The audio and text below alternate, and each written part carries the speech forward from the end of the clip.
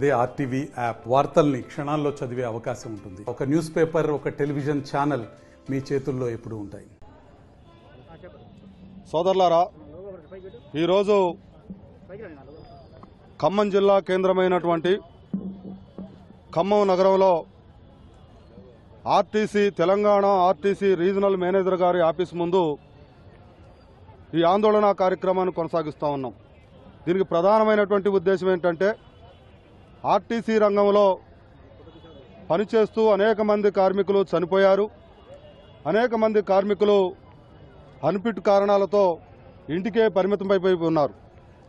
వీరందరి స్థానంలో కారుణ్య నియామకాలను చేపట్టి ఆ కుటుంబాలని ఆదుకోవాల్సినటువంటి ఆర్టీసీ యాజమాన్యం ఇప్పటివరకు ఆ చర్యలకు పూనుకోకపోగా ఆ కుటుంబాలు ఆర్థికంగా చితికిపోతున్నా కానీ కనీసం పట్టించుకునేటువంటి పరిస్థితి పాపాన పోలేదు.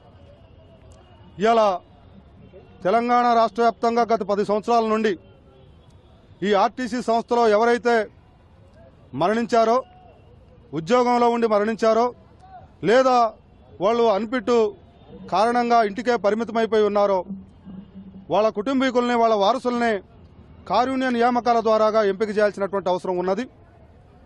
దీని ప్రధానమైనటువంటి డిమాండ్తో ఈరోజు ఆర్ఎం గారి ఆఫీసు ముందు ఆందోళన కార్యక్రమాలు కొనసాగిస్తున్నటువంటి నేపథ్యంలో ప్రగతిశీల యువజన సంఘంగా మేము ఈ న్యాయమైనటువంటి ఈ ఆందోళన కార్యక్రమాన్ని సంపూర్ణంగా బలపరుస్తూ ప్రత్యక్షంగా ఈ ఉద్యమంలో కొనసాగుతూ ఉన్నాం.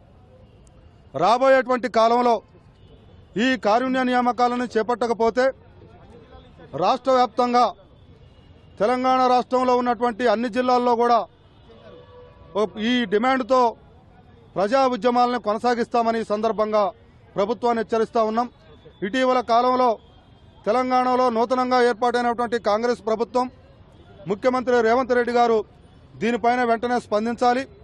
ఈ కారుణ్య నియామకాలను చేపట్టాలి. ఆర్టీసీ రంగంలో ఉన్నటువంటి అన్ని రకాల ఖాళీగా ఉన్న పోస్టులను వెంటనే భర్తీ చేయాలని సందర్భంగా డిమాండ్ చేస్తూ ఉన్నాం. అంతేవిధంగా ఆర్టీసీలో వివిధ రకాల సమస్యలు ఇలా కొట్టుమిట్టాడుతున్నటువంటి సందర్భంలో ఆ సమస్యలన్నింటిని కూడా పరిష్కారం చేయాలని ప్రగతిశీల యువజన సంఘంగా మేము డిమాండ్ చేస్తూ ఉన్నాం.